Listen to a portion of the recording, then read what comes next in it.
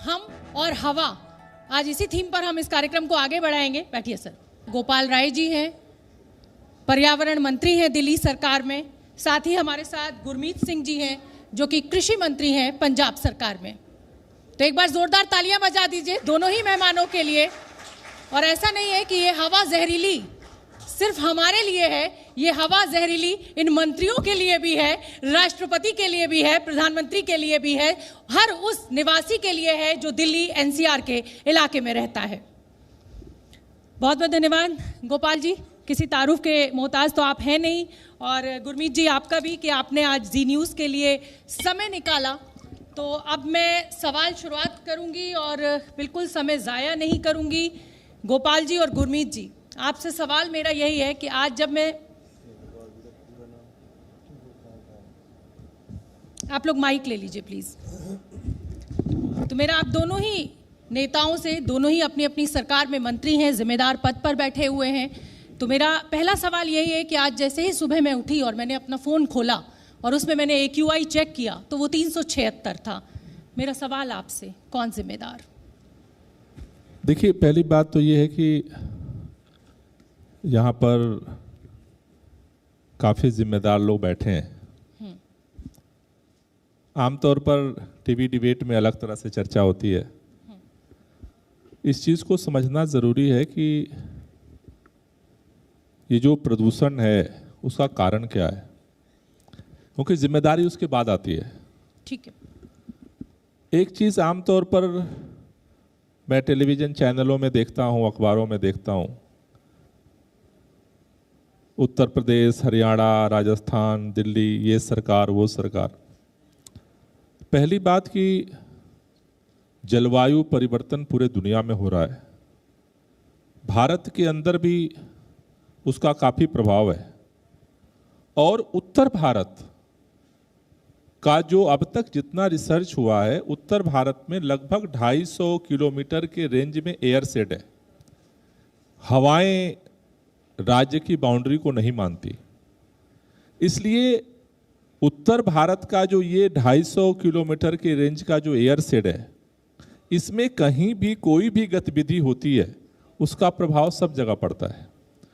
इसलिए उत्तर भारत के हम सारे लोग जो अपने जिंदगी को संचालित करने के लिए बहुत सारे काम करते हैं, उनमें से हम प्रदूषण पैदा करते हैं।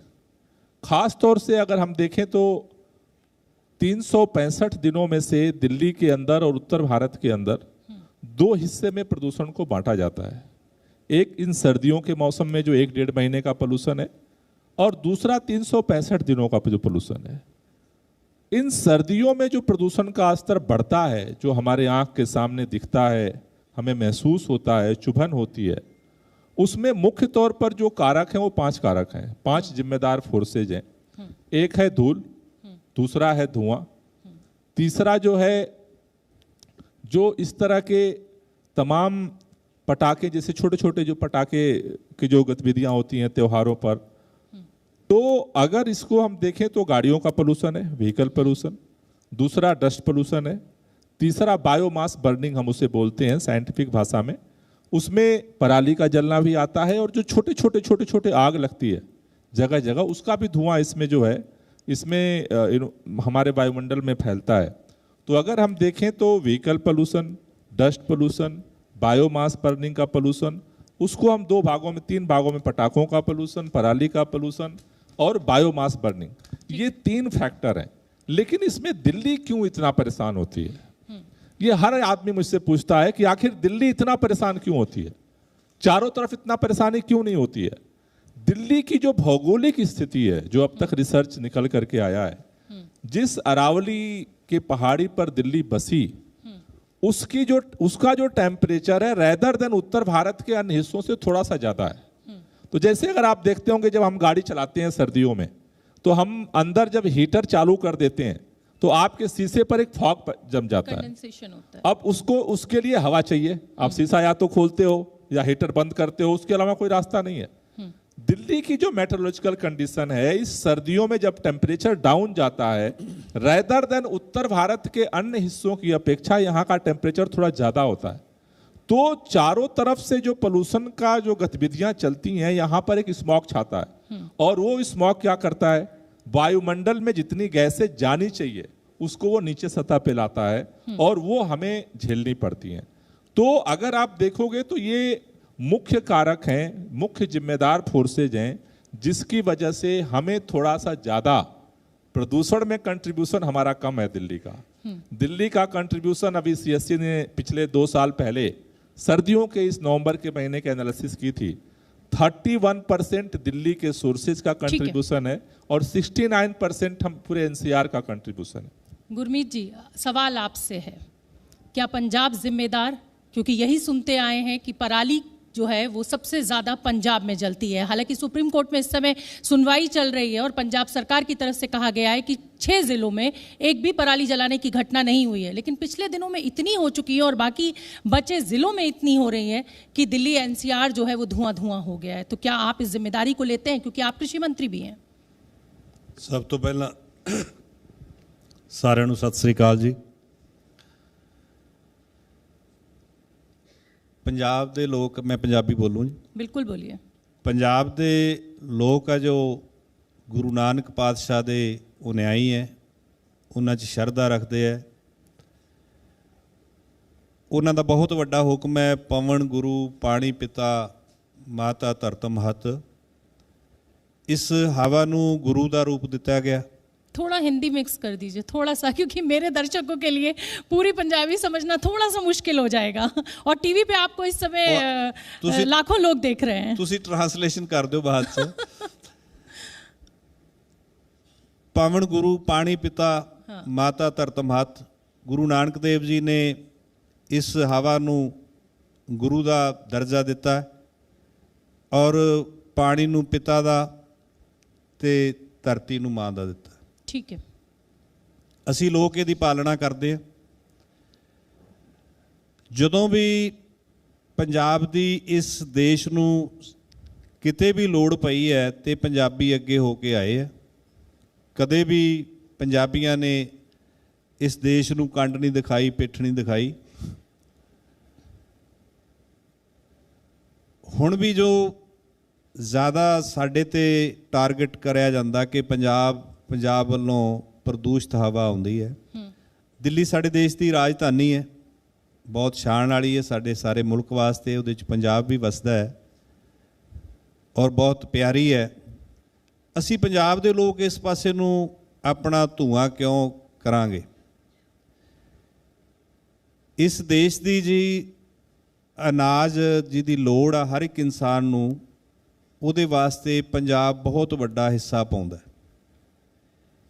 21% ਜਿਹੜਾ ਅਸੀਂ ਚੌਲਾਂ ਦਾ ਹਿੱਸਾ ਇਸ ਦੇਸ਼ ਲਈ ਪਾਉਣੇ ਆ, ਉਸ ਨੂੰ ਪੈਦਾ ਕਰਨ ਦੇ ਲਈ ਕਿਸਾਨ ਦਿਨ ਰਾਤ ਇੱਕ ਕਰਦਾ ਹੈ। ਔਰ ਜਿਹੜੀ ਪਰਾਲੀ ਦੀ ਕੁਝ ਸਾਲ ਪਹਿਲਾਂ ਜ਼ਿਆਦਾ मैं इसीलिए गुरमीत जी इसी सवाल पे आना कुछ साल पहला ज़्यादा ये समस्या सी। मेरे को ਜਿਹੜਾ ਡਾਟਾ ਹੈ ਉਸ ਮੁਤਾਬਕ ਜਿਹੜੀ 21 ਤੋਂ ਪਹਿਲਾਂ ਤਾਂ ਜ਼ਿਆਦਾ ਹੀ ਹੋ ਸਕਦਾ ਹੈ, ਪਰ ਉਦੋਂ 70,711 ਜਿਹੜੀਆਂ ਘਟਨਾਵਾਂ ਕੇਸ ਹੋਏ ਸਨ। ਜਿਹੜਾ 2022 ਚ 2022 ਜਿਹਨੂੰ ਕਹਿ ਲਓ, ਉਹਦੇ ਚ 50,000 ਦੇ ਕਰੀਬ ਔਰ ਐਤਕੀ 2023 ਅਸੀਂ 35,000 ਤੇ ਆ ਗਏ ਹਾਂ। ਅਸੀਂ 30% ਤਕਰੀਬਨ ਇਹਨੂੰ ਘੱਟ ਕਰ ਲਿਆ। ਬਹੁਤ ਸਾਰਾ ਸਰਕਾਰਾਂ ਵੱਲੋਂ ਪਿੱਛੇ ਵੀ ਮਦਦ ਕੀਤੀ ਜਾਂਦੀ ਸੀ ਕਿਸਾਨਾਂ ਦੀ ਔਰ ਐਤਕੀ ਜਿਹੜਾ 350 ਕਰੋੜ ਰੁਪਈਆ ਅਸੀਂ ਐਕਸ਼ਨ ਪਲਾਨ ਲਈ ਜਿਹੜਾ ਜਿਹਦੇ 'ਚ ਬੇਲਰ भी किसानों ਨੂੰ ਦਿੱਤੇ गए है। क्या, क्योंकि ये कहा जा रहा है, ये सवाल इसलिए बनता है कि पंजाब सरकार आर्थिक संकट से जूझ रही है, तनख्वाह भी कई बार सरकारी अधिकारियों की कर्मचारियों की डिले हुई है। ऐसे में क्या आपके पास बजट है? क्या आप इस तरीके का जो जस्टिस कॉल कह रहे हैं सुप्रीम कोर्ट में कि पराली के कुछ पैसे आर्थिक मदद किसानों को देना शुरू कीजिए, क्या आपके पास कोई रोड मैप है? पैसा है आपके पास? पंजाब सरकार ने सेंट्रल गवर्नमेंट को कहा सी कि दूसरा तो 350 करोड़ रुपये दे जो मशीनरी है बेलर वगैरह वो बड़े जिमीदारों की बड़े बड़े लोगों के काम की बात है, पर जिहड़ा छोटा जिमीदार है छोटा किसान आ उसके लिए 1500 रुपया दिल्ली सरकार देवे और 700 सेंट्रल गवर्नमेंट 1500 दे, 700 दिल्ली गवर्नमेंट दे दे, 700 ਅਸੀਂ ਦੇ ਦੇਵਾਂਗੇ। तो ਜਿਹਦੇ ਨਾਲ ਕਿਸਾਨ ਉਹਦਾ ਪ੍ਰਬੰਧਨ ਕਰ ਲੂਗਾ, ਕੋਈ ਔਖੀ ਗੱਲ ਨਹੀਂ। ਪਰ ਉਸ ਵਾਸਤੇ ਸੈਂਟਰ ਗਵਰਨਮੈਂਟ ਇਸ ਗੱਲ ਤੇ ਆਉਂਦੀ ਨਹੀਂ। ਸੁਪਰੀਮ ਕੋਰਟ ਬਾਰ-ਬਾਰ ਇਹ ਗੱਲ ਜ਼ਰੂਰ ਕਹਿ ਰਿਹਾ, ਮਾਨਯੋਗ ਹੈ, ਪਰ ਉਹਨਾਂ ਨੂੰ ਉਹ ਹਦਾਇਤ ਕਰਨੀ ਚਾਹੀਦੀ ਕਿ ਉਹ ਪੰਜਾਬ ਬਹੁਤ ਵੱਡਾ ਹਿੱਸਾ ਪਾਉਂਦਾ ਹੈ। ਤੋ ਜੇ ਅਸੀਂ ਸਾਡਾ 31 ਲੱਖ ਹੈਕਟੇਅਰ ਜਿਹੜਾ ਸਾਡੀ ਪੈੜੀ ਦੀ ਬਿਜਾਈ ਹੁੰਦੀ ਹੈ ਜੀ, ਔਰ ਮੇਰਾ ਖਿਆਲ ਹਰਿਆਣੇ 'ਚ 13-14 ਲੱਖ ਦੀ ਹੁੰਦੀ ਹੈ, ਅਸੀਂ 2.5 ਗੁਣੇ ਜ਼ਿਆਦਾ ਹੈ। ਤੋ ਹਰਿਆਣੇ ਵਾਲੇ ਕਹਿੰਦੇ ਵੀ ਪੰਜਾਬ ਵੱਲੋਂ ਧੂੰਆਂ ਆਉਂਦਾ ਹੈ। ਤੋ ਪੰਜਾਬ ਇਸ ਦੇਸ਼ ਲਈ ਬਹੁਤ ਕੁਝ ਕਰਦਾ ਹੈ। ਅਸੀਂ ਬਹੁਤ ਵੱਡਾ ਪ੍ਰਬੰਧ ਕੀਤਾ ਹੈ ਔਰ ਇਹਦੀ ਤਕਰੀਬਨ ਇਸ ਵਾਰ, ਪਿਛਲੇ ਵਾਰ ਜਿਵੇਂ ਮੈਂ ਤੁਹਾਨੂੰ ਦੱਸਿਆ ਸੀਗਾ ਕਿ 70,000 21 'ਚ ਸੀ ਔਰ 22 49,000 ਸੀ ਤੇ ਐਤਕੀ 35। ਅਸੀਂ 30% ਥੱਲੇ ਉਹਦਾ ਡਾਟਾ ਜਿਹੜਾ ਲੈ ਆਏ ਆ ਔਰ ਅਗਲੇ ਵਾਰ ਨੂੰ ਇਹ ਮੇਰਾ ਖਿਆਲ ਹੈ 70% तक। चलिए, तो बड़ा दावा किसान जो एग्रीकल्चर मिनिस्टर है पंजाब के, वो कह रहे हैं कि 30% अभी हम कमी ला चुके हैं और अगली बार 70%। एक मिनट, पिछले साल 30%, इस साल 50%, अगले साल 70%। एक बार मेरी सुनो जी। हाँ, ਅਸੀਂ ਜਿਹੜਾ 99% ਜਿਹੜੀ ਝੋਨੇ ਦੀ ਕਟਾਈ ਹੋ ਗਈ ਹੈ, ਥੋੜੀ ਪਛੇਤੀ ਵੱਖਰੀ ਗੱਲ ਹੈ, ਜਿਹੜੀ ਲੇਟ ਵੈਰਾਈਟੀ ਉਹ ਥੋੜਾ, ਔਰ 82% ਜਿਹੜੀ ਕਣਕ ਦੀ ਬਿਜਾਈ ਹੋ ਗਈ ਹੈ। ठीक है, ਅਸੀਂ ਤੇ ਕੰਮ ਉਹਦੇ ਚ ਹੁਣ ਪਰਾਲੀ ਵਾਲਾ ਤਾਂ ਕੋਈ ਗੱਲ ਰਹਿ नहीं गई ਜਿਹੜਾ ਪਹਿਲਾਂ ਕਰਦੇ ਆ ਨਾ। ठीक है। क्या पब्लिक को अवेयर करने के लिए, किसानों के अंदर ये जागरूकता लाने के लिए कि भाई पराली जलाने से सिर्फ दिल्ली एनसीआर ही नहीं खराब होगा, खुद आपके लिए भी नुकसान है, क्या इस अवेयरनेस को फैलाने के लिए पंजाब सरकार कुछ कर रही है, उनको पढ़ाने लिखाने के लिए, उनको बताने के लिए? ਪਿਛਲੇ ਸਾਲਾਂ ਨਾਲ ਬਹੁਤ ਵੱਡਾ ਫਰਕ ਪਿਆ। ਸਾਰਾ ਪ੍ਰਸ਼ਾਸਨ, ਚਾਹੇ ਡੀਸੀ ਦਫ਼ਤਰ ਵੱਲੋਂ ਜੋ ਉਹਨਾਂ ਦੇ ਮੁਲਾਜ਼ਮ ਸਨ, ਮੇਰਾ ਮਹਿਕਮਾ ਖੇਤੀਬਾੜੀ, ਉਸ ਦੇ ਸਾਰੇ ਚੀਫ ADTO, ਦੂਜੇ ADO, AU, ਕਿਸਾਨ ਮਿੱਤਰ ਜੋ ਵੀ ਅਸੀਂ ਰੱਖੇ ਹੈ, ਉਹ ਕਿਸਾਨਾਂ ਨਾਲ ਮਿਲ ਕੇ ਬਹੁਤ ਸਾਰੀ ਕੈਂਪਸ ਲਾ ਕੇ, ਡਾਇਲਾਗ ਕਰਕੇ, ਔਰ ਕਿਸਾਨ ਇਹ ਵੀ ਜਾਣਦਾ ਕਿ ਜਿਹੜੀ ਪਰਾਲੀ ਹੈ ਸਾਡੇ ਲਈ ਬਹੁਤ ਵੱਡਾ ਵਰਦਾਨ ਆ। ਅਸੀਂ ਖੇਤ ਵਿੱਚ ਵਾਹ ਲਈਏ ਤਾਂ ਸਾਨੂੰ ਜਿਹੜੇ ਰਸਾਇਣਕ ਤੱਤ ਬਾਹਰੋਂ ਮੁੱਲ ਲੈਣੇ ਪੈਂਦੇ ਆ, ਉਹ ਨਹੀਂ ਲੈਣੇ ਪੈ ਸਕਦੇ, ਸਾਡੀ ਫਸਲ ਵੈਸੇ ਹੀ ਬਹੁਤ ਚੰਗੀ ਹੋ ਸਕਦੀ ਜੀ। ਉਹਦੇ ਵਾਸਤੇ ਜੋ ਕਿਸਾਨ ਥੋੜੀ ਡਿਮਾਂਡ ਕਰਦਾ ਹੈ ਉਹ ਤਾਂ ਸੈਂਟਰ ਗਵਰਨਮੈਂਟ ਪੂਰੀ ਕਰ ਸਕਦੀ ਹੈ। ਤੁਸੀਂ ਕੋਵਿਡ ਵੇਲੇ ਵੇਖਿਆ ਹੋਣਾ, ਝੋਨਾ ਤਾਂ ਉਸ ਸਾਲ ਵੀ ਹੋਇਆ ਜੇ ਖੇਤੀ ਸੈਕਟਰ ਨੇ ਇਸ ਮੁਲਕ ਨੂੰ ਬਚਾ ਕੇ ਰੱਖਿਆ, ਇਹ ਵੀ ਤੁਸੀਂ ਜਾਣਦੇ ਹੋਗੇ। ਕੋਵਿਡ ਵੇਲੇ ਤਾਂ ਉਦੋਂ ਪਰਾਲੀ ਦਾ ਵਾਵਰੋਲਾ ਬਹੁਤਾ ਨਹੀਂ ਪਿਆ ਕਿਉਂਕਿ ਉਦੋਂ ਹੋਰ ਸਾਰਾ ਕੁਛ ਠੱਪ ਹੋ ਕੇ ਰਹਿ ਗਿਆ ਸੀ ਤੇ ਅੰਬਰ ਵੀ ਨਹੀਂ। ਇਸ ਵੇਲੇ ਕਿਉਂ ਨਹੀਂ ਸੀ? ਜੇ ਉਹੋ ਜਿਹਾ ਖਿਆਲ ਰੱਖਿਆ ਜਾਵੇ।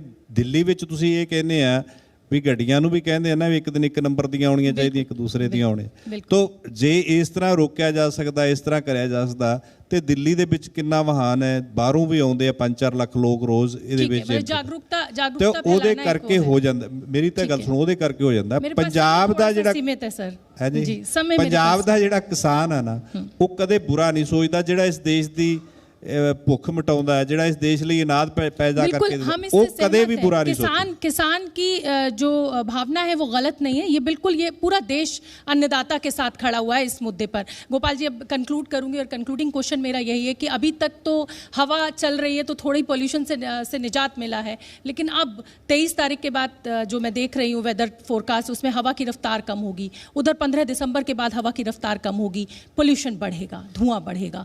तो क्या जो आर्टिफिशियल रेन की बात दिल्ली सरकार कर रही है, क्या आने वाले दिनों में आपका प्लान है, और अगर आप करवाने जा रहे हैं तो क्या तारीख मुकर्रर कर ली है आपने? देखिए, दो चीज़ें हैं। पहली बात तो ये है कि आर्टिफिशियल रेन के लिए IIT कानपुर के साथ हम लोगों का संवाद चल रहा है और हमने उन लोगों से डिटेल जो है प्लान जो है सबमिट करने के लिए बोला है, लेकिन उसमें उसकी सरकार तैयार है, सरकार उसका खर्चा उठाने के लिए तैयार है। उसके दो कंपोनेंट हैं, एक तो फाइनेंशियल कंपोनेंट, दूसरा परमिशन का कंपोनेंट है। दिल्ली सरकार फाइनेंशियल जो उसका बजट है उसको बियर करने को तैयार है। जो परमिशन है उसके लिए उनका प्रपोजल आने के बाद जो संबंधित विभाग हैं केंद्र सरकार, क्योंकि देश की राजधानी में करना है, तो उसके लिए उनके साथ हम लोग संवाद करेंगे और तीसरा जो उसमें फैक्टर है कि 40% मिनिमम वेदर चाहिए।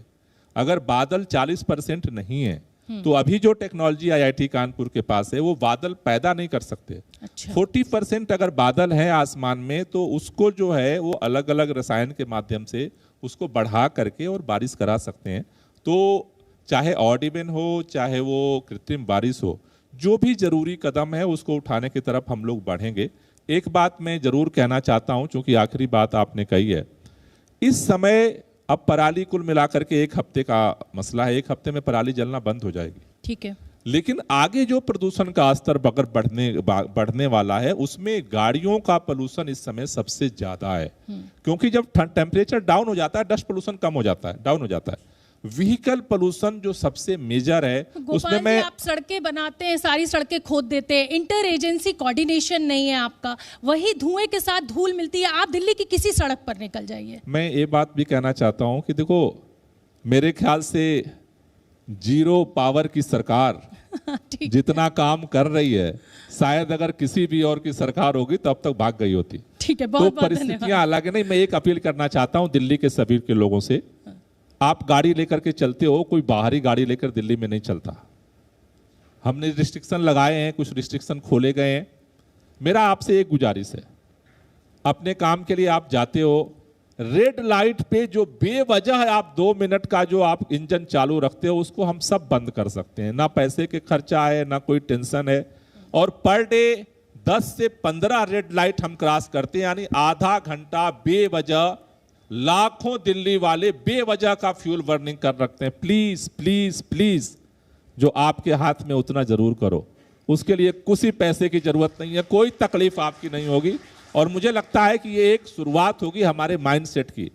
पोल्यूशन बाहर से नहीं आता, पोल्यूशन पैदा करने वाले हम हैं, तो पोल्यूशन को खत्म करने वाला हमें बनना पड़ेगा।